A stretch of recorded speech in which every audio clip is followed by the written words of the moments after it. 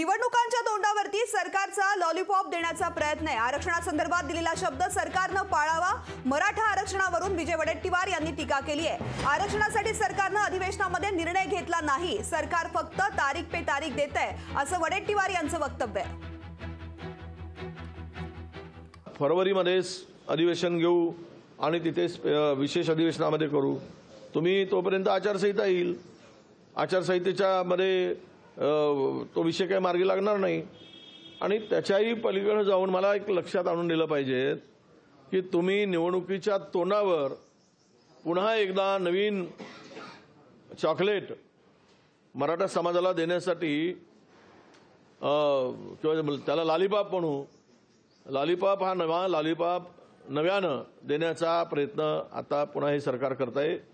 Lollipop शिवाय दुसरं काही नाही। सरकारची नियत गरीब मराठा समाजाला देण्याची नाही। लोकशाही मराठी ऐका, पहा, जागरूक रहा।